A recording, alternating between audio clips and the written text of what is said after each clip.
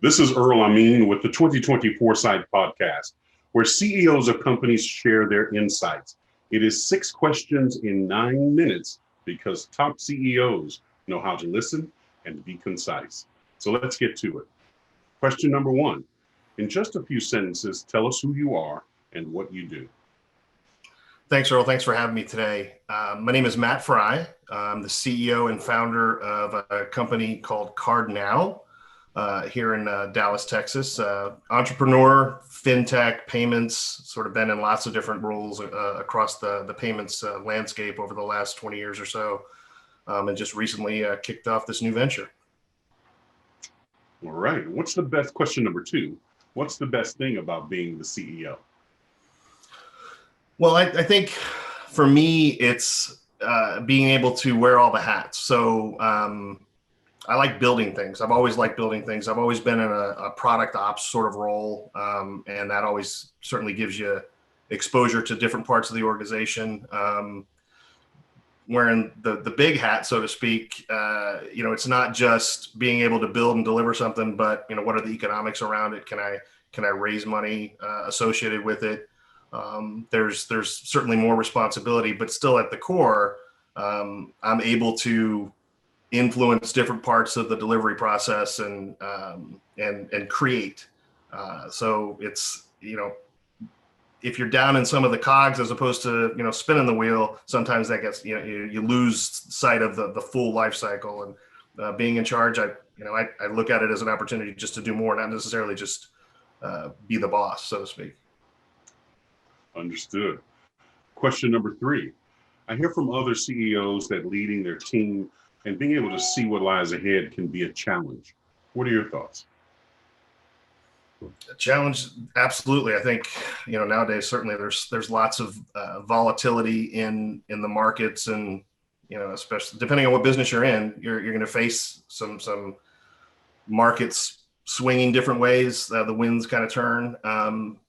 For me, it's you have to create a culture that shares what they're working on, what they're seeing at all levels of the organization, so that when things need to change, when there are competitive influences or technology influences or changes, that you can react to them quickly if the entire organization recognizes that change is okay, that making mistakes are okay, that we don't necessarily have to set out down the same path that we laid out, a couple months ago. We can always reevaluate things while we're moving. It's easier in a smaller org like ours. We're a small team, but you've got to instill that culture even in really large organizations, sometimes based by department or division. But you can pull it off if everybody recognizes that testing and learning and failing is okay. Excellent. Now, question number 4, what piece of insight do you want to share with other CEOs? Well, I think, I'm just looking at 2020 and the year that this has been. I think the most important thing that I've found, and I've found myself having to practice more, is being the positive person. There's so much negativity and there's a dearth of bad news all the time, it seems like. So your staff, your teams at all parts of the organization, they've got stuff going on in other parts of their lives. It's not just work. So when they come to work, if it can be a positive place, if it can be something that is, that's where I go to be with my friends and be happy and enjoy the work that I'm doing. Sometimes that can be a good departure from the rest of the craziness that's going on. So for me, having regular conversations, lunches, and meet and greets and things like that, where I can hopefully be the smiling voice in the room, the optimist. And I think most leaders now are finding themselves more in that cheerleader position than maybe they were, in 2019. Indeed. Question number 5. What other successful CEOs like yourself would you like to acknowledge and should be on my podcast?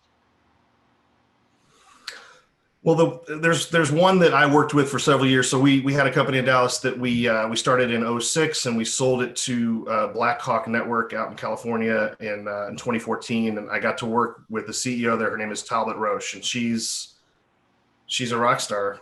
She is one of those cheerleaders. She's one of those positive attitude people, and she does create a culture of change and testing and learning and willingness to sort of fail. She makes people feel real comfortable in that regard. And she's built an amazing company in Blackhawk. So I think you should really get to know her. She's one of a kind. All right, we will. Now for question number 6, the final question. How do you celebrate a win? Wow. I used to go to bar. No, well, we can't do that anymore. But I think unfortunately, I don't celebrate the wins enough for me personally. I got lists and I cross it off. My satisfaction is, getting through the list and actually crossing things off so that I can move on to the next thing. I get a ton of satisfaction out of that.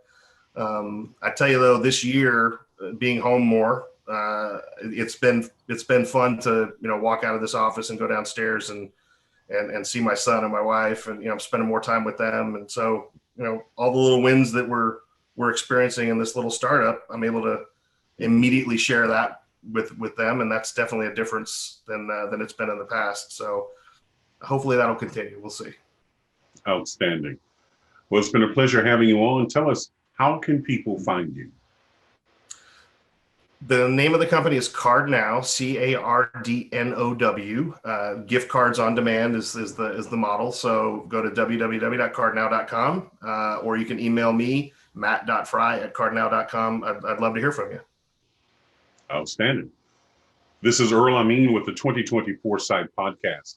For more insights, go to LinkedIn and search for the Gray Owl Company. Matthew, thank you very much. Thanks, Earl.